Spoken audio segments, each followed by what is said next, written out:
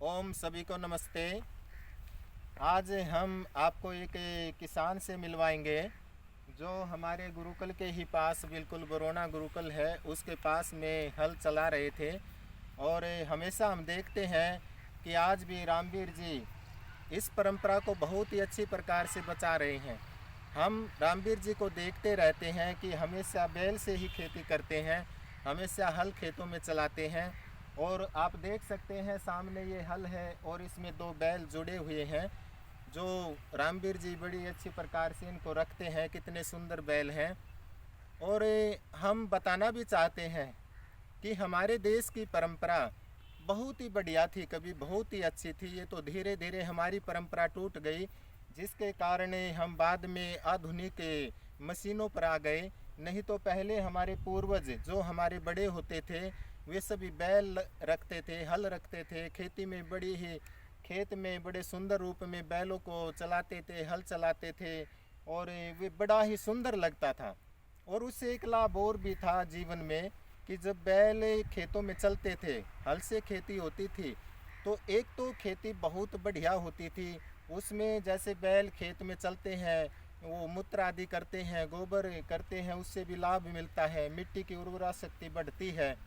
और दूसरा, इसमें एक बात और भी है, जैसे ट्रैक्टर खेतों में चलते हैं तो ट्रैक्टर का देखो, आजकल आप देख सकते हैं डीजल कितना महंगा होता जा रहा है, उसका कितना खर्चा बढ़ रहा है, उसकी सर्विस का खर्चा। और दूसरा, ट्रैक्टर प्रदूषण भी फैलाता है, लेकिन बैल कोई प्रदूषण नहीं फैलाते, कोई इनका वैसा खर्चा नहीं है।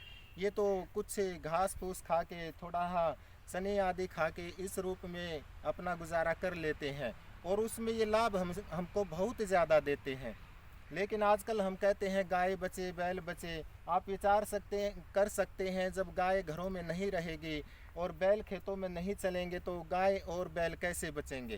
तो अब हम आपको जो हमारी परंपरा को, देश की परंपरा को इतने अच्छे रूप में बचा रहे हैं, उनसे भी आपका परिचय कराएंगे। और पूछना चाहेंगे रामवीर जी से कि आप ये कार्य कितने वर्षों से कर रहे हैं।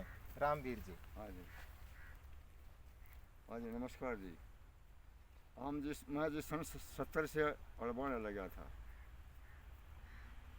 और इनसे ये फ़ायदा है जी, ट्रैक्टर में तो जो ना पेट्रोल पंप पर जाएंगे, जब तेल डलेगा जब वो खेत में जाएगा। और बैल हमारा ऐसा है जी, जैसे जो मतलब हम घर में जो खाना खाते हैं, जो भी चीज़ घर में होती है वही हम खा लेते हैं, और वही जो ना पशु खा लेते हैं। चारा डाल दिया, चाहे गेहूँ का दलिया डाल दिया, चाहे बाजरा डाल दिया, कुछ भी डाल दो इनको, उनसे अपना पेट भर लेते हैं। घर में से जो अपना गिरते हैं वह पेट्रोल पंप पर पैसे देने नहीं जाते, वो आज जाना पीछे पावे हैं, आज ना पामते। फिर दूसरी बात, जी बैलों से जो है ना, जो खेत में जो केचुए होते हैं वो बैलों से ख़त्म नहीं होता, वो बैलों से जुड़ा होता है। और ट्रैक्टर जब खेत में बढ़ता है तो वो कैचुओं को, जो हीरो जो है वो काट के भगा देते हैं, वो ख़त्म हो जाते हैं। तो कैचुओं से जो ना ज़मीन को वो थोथी करते थे, वो पैदा कम होने लगी, क्यों कैचुआ तो रहा नहीं जी। जो हमारी खेती में जो फायदा करे थी, वो कीटाणु खेती ये ख़त्म कर दिया ट्रैक्टर ने। और ये जो नई मशीन जो गेहूँ काटती हैं उसको जलाते हैं, कुछ इसमें जल जाते हैं, कुछ जी हीरो से ट्रैक्टर काट देता है। ठीक। और ट्रैक्टर से तो जी 1 किला है या 2 बीघे धरती है, अभी छोटा ज़मींदार है तो उस 2 बीघे धरती को भी आराम से बा लेगा। ट्रैक्टर वाला कहते हैं 2 बीघे वाला कहाँ से ट्रैक्टर लावा खरीद के क्या करेगा। बरदोशी जिसे एक बीघा धरती बा लो, वो भी एक साल बढ़ेगी। ट्रैक्टर से धरती बोएंगे, आधा किला भी होगा, उसमें भी 1 2 4 में कभी वाह खून ऊँची हो जाएगी, कभी वाह खून ऊँची हो जाएगी। बालों कैसी खेती ट्रैक्टर नहीं कर सकता जी। रामवीर जी का कहना है कि देखो, पहले जैसे इसमें जैसे मिट्टी में केचवे होते हैं, तो उसमें जब ट्रैक्टर चलता है तो उसकी जो हीरो होती है, वो जब वो चलता है तो केचुए को काट देता है। लेकिन जैसे बैल, इसके पीछे जो हल होता है, जब वो हल चलता है तो केचुओं को कोई नुकसान नहीं पहुंचाता। और जब केचुआ इसमें मिट्टी में रहता है तो इसकी उर्वरा शक्ति बहुत अधिक बढ़ती है मिट्टी की, और उससे खेती बहुत अधिक होती है। और मैं एक बात और भी कहना चाहता हूँ, रामवीर जी से पूछना चाहता हूँ कि आजकल जैसे बैल पहले बुग्गी में जुड़ते थे, खेत से चारा लेकर जाते थे, वो बहुत अच्छा लगता था। खेत से चारा बुग्गी में ही जाता था, उसमें बैल जुड़ते थे। लेकिन आजकल तो बाइक के पीछे एक ऐसी ट्रॉली बना दी गई छोटी सी, उसमें ही चारा लेकर जाते हैं। ये कहाँ तक ठीक है रामवीर जी, जो आजकल बाइक के पीछे जो ट्रॉली जोड़ लेते हैं और बैलों को छोड़ दिया, बुग्गी को हटा दिया, इसका कितना नुकसान है आपके विषय में? हमारे इसमें ये है कि जो गौ माता थी, हमारा धर्म था, जो बैल थे, सुबह उठा नया डालते हल जोड़ते, हम बैल को कहते जय राम गाना। तो बैल जो मतलब हमारा हिंदू का धर्म था। और ये बैल जो है ना, कभी उस खेत में बढ़ गया कोई लठ मारता है, कभी मेरे में बढ़ गया मैं मारता हूँ। और बैल जब मतलब इस ये जो ट्रैक्टर चलता आ रहा है, और बैल और गाय तो जो है बिल्कुल ख़त्म होती जा रही है। मैं तो ये कहता हूँ कि 5 साल के अंदर अंदर, ज़्यादा टाइम भी नहीं मांगता, बैल की आपने नज़र नहीं दिखेगी।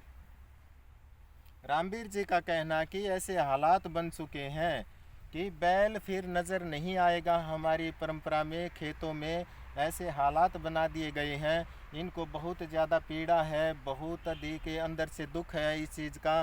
क्योंकि ये लगभग बताते हैं कि 1970 से, हाँ ये बताते हैं कि 1970 से जैसे ही मैंने स्कूल छोड़ दिया था, उसी समय से मैंने हल पकड़ लिया था। और आप विचार कर सकते हैं, देखो कितने लंबे समय से ये इस परंपरा का पालन कर रहे हैं, बैलों का पालन कर रहे हैं, हल चला रहे हैं खेतों में। तो मैं निवेदन करना चाहता हूँ सभी से, देशवासियों से, आप इस बैल की परंपरा को अवश्य ही लौटाएं खेतों में। जब खेतों में बैल की परंपरा लौटेगी तो अवश्य ही बैल बचेंगे, हमारी खेती की उर्वरा शक्ति बढ़ेगी और बहुत लाभ होंगे, प्रदूषण आदि कम होंगे। तो मैं ये निवेदन करना चाहता हूँ।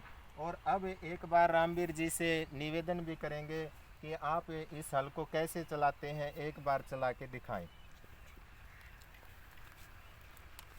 आप देखेंगे अब रामवीर जी पहले यहाँ वहाँ से आगे से इसको बैलों का जो एक ये ऊपर जुआ होता है, इसमें उसको फिट करेंगे और फिर इसको बहुत ही अच्छी प्रकार से रामवीर जी चलाएंगे।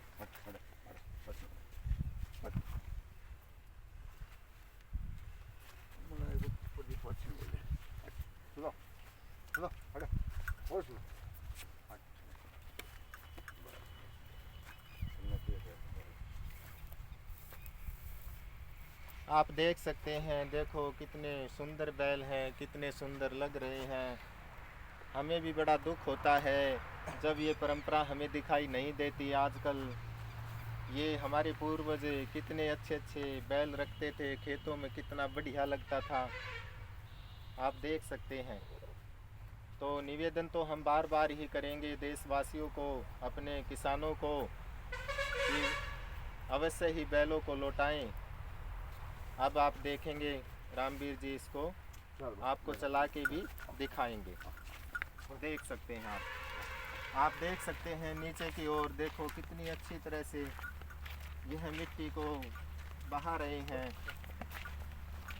और सुंदर भी कितना लग रहा है, आप देख सकते हैं। अब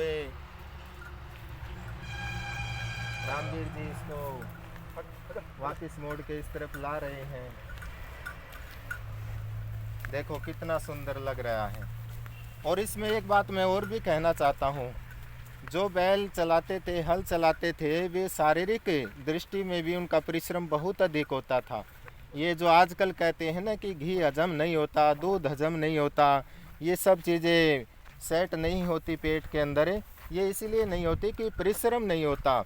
अब ये हमारे रामवीर जी को आप दूध पिला सकते हैं, ये खूब दूध पिएंगे, घी खिला सकते हैं, क्योंकि पूरे दिन देखो कितना अच्छा परिश्रम करते हैं, खेतों में कितनी मेहनत करते हैं। इसमें शारीरिक परिश्रम भी बहुत अच्छा होता था जब खेत में हल चलाते थे। तो यही निवेदन है कि देखो ये कितना अच्छा लगा रामवीर जी से मिलके। अब हम रामवीर जी से निवेदन करेंगे कि आप जब तक ठीक रहें, जब तक भगवान आपका स्वास्थ्य ठीक रखे, इस परंपरा का निर्वाह करते रहें और इसी प्रकार बैलों को चलाते रहें।